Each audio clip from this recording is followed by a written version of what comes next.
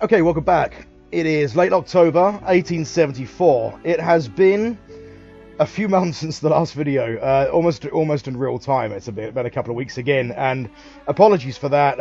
There will be times where uploads will be less frequent because of kind of real life demands and other distractions, make it a bit more difficult, tricky to make videos. And there'll be times where the tempo of uploads will be more kind of a bit more focused. But suffice to say, this campaign will go on to the end and will be depicted on YouTube. I have to say as well, it's not like there's been any significant developments in the last 3 months. So part of the reason why there's been a bit of time is every time I sat down to make a YouTube video, I kind of thought nothing's really sort of happened. I mean, it is worth depicting and cataloguing the campaign even during the periods of seeming stasis, because there are kind of gradual changes that you kind of don't notice as your economy grows and things like this. And were I to do a video depicting the Ottoman Empire once a year, I think it'd be harder to follow. You know, there'll be sort of so many new factories built and railroads laid and small things that happen and are sort of maybe noteworthy. There have been some things. I mean, you'll remember back in July, possibly, it was some time ago, the last video, that we were sort of looking down the barrel at an economic crisis. That has happened. It's actually, it hit the Ottoman Empire, I think, the turn after. It was very mild. We got about 3-4% points inflation. I think it put us up to about 8%. And only lasted a couple of turns. And then we had another deflationary event, put us down to 2% inflation. So it's come and gone, and we weathered it quite well. It didn't really impact us kind of significantly. In terms of other kind of geopolitical developments, no significant changes. I mean, I changed the options about 10 years ago to make gameplay a little more touch and go, a little bit more dangerous. I felt like as the Ottomans, we were kind of rolling roughshod over the Austrians in a way that, even though we've done a lot better than the Ottomans did in real life in terms of developing the productive forces, growing our armed forces and our tax base and all that kind of thing, I still felt that like a game where we're just basically dunking on the Austrians and occupying Vienna every 5 years just wouldn't suffice. So I changed the options to make the game more volatile. That is expressing itself in a more Mad Max-esque style world. I mean, the Austrians are at war with Russia again. That war looks complex. It's not quite clear who's winning. Russia was doing a lot better to begin with, but it looks like the Austrians have recovered. But in any case, you can see sort of signs of kind of war carnage on the frontier. Now, our peace deal with Austria has ended, so there is the possibility that Austria will declare war on us, even though they are at war with Russia, because as we have seen historically, the Austrian AI does not necessarily make intuitive moves, or even moves that we could say are completely objectively in the interest of their own faction. I don't mind that necessarily, because I think the real leaders do that. I think real leaders, or not necessarily leaders, but ruling elites, cliques, can become divorced from reality and make kind of miscalculations. Just look in the contemporary period that we're living in now. Oddly enough, Britain has been at war with Italy and has begun occupying a piece of Italy. I don't think it can press any territorial claims on Italy, but that's interesting. We'll see what happens there. We'll sort of follow that. But yeah, it is a more kind of slightly more chaotic world. And again, I mean, with a resurgent Ottoman Empire, I think it was likely to be more volatile anyway. I think a lot of the kind of the piece that cemented 19th century geopolitics was the balance of power of the great powers, the alliance system, and the fact that the Ottomans are in decline. I mean, the Ottomans being in decline, I suppose, was actually a volatility factor, because there were different interests vying for who would supplant them in any given region. But anyway, so that's really the only main geopolitical development, is the Austrian-Russia wars continuing, and Britain is beginning to occupy parts of Italy, although it doesn't have any claims. Even with the changed options, Britain can't press claims on Italy, so it's going to be reparations or disarmament. You've got to feel sorry for the Italian AI at this point. I mean, Italy has been militarily occupied continuously, and yet despite that, Italy has still managed to form, through sheer willpower of its ruling elite, or the ruling elite of Piedmont Sardinia. It's kind of come off. We continue our economic plan of kind of exporting capital to China, developing kind of Chinese agricultural RGOs. But it seems that we're having more success in kind of Manchuria and the Korean Peninsula in terms of holding on to those enterprises, in terms of them still being controlled by Ottoman capitalists. In the kind of mainland China, the areas that are characterized in the kind of colonial map filter as like Chinese national areas, I think, or yeah, Chinese national areas. In these areas, it seems that the Chinese typically take control of RGOs, but in areas that are characterized, at least for the purpose of gameplay, as colonies, as protectorates, in those areas it seems that we hold on to those enterprises.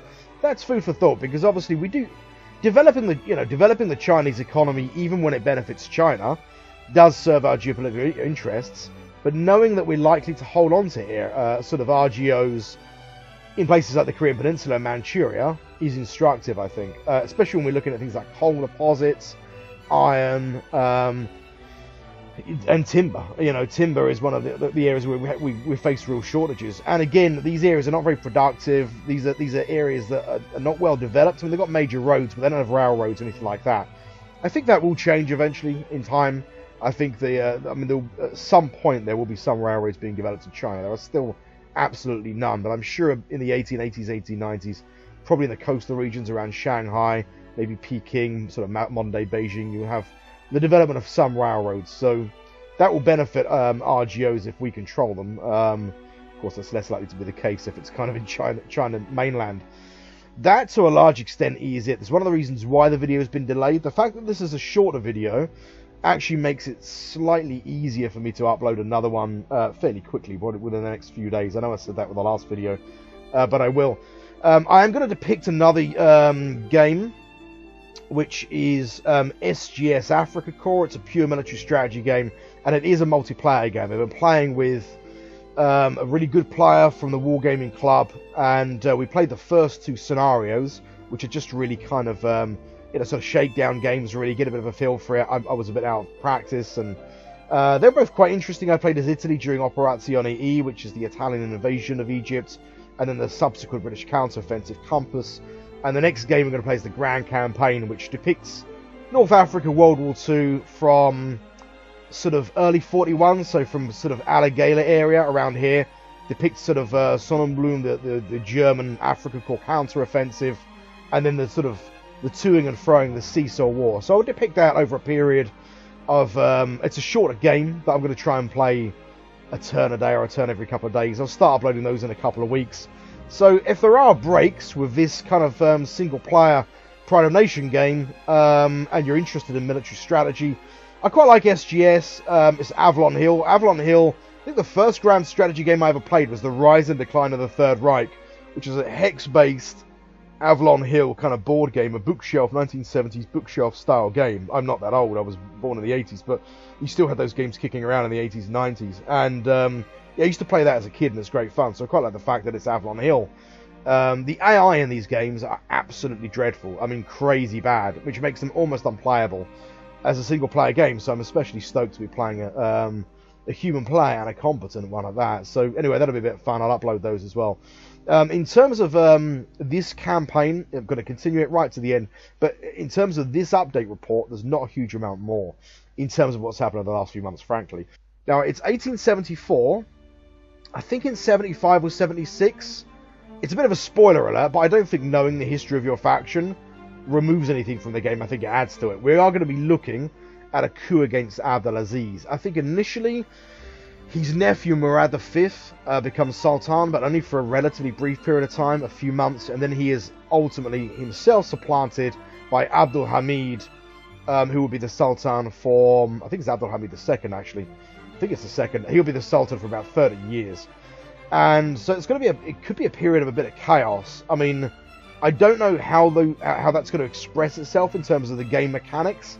We're already seeing a little bit of a harbinger of that. We're seeing the kind of declining position of Abdelaziz through these kind of declining kind of, these declining ratings, administrative and diplomacy rating, reflecting, I guess, kind of chaos within the kind of state administration and bureaucracy, and also Ottoman withdrawal from the international stage. And I mentioned in previous videos, a lot of that I think is because Abdelaziz had kind of tried to model his system on the kind of the Second French Empire, which collapsed in 1870, and I suppose a lot of pushback in the Ottoman Empire from the idea that the Ottoman state should be tying itself to an empire which has now been supplanted by a republic and then a constitutional system in Britain, made a lot of conservatives and traditionalists in the Ottoman Empire uneasy. And when we say conservative and traditionalist in the Ottoman Empire in 1874, we are not talking about people that are looking at the return to the days of the Janissaries or anything like that. These are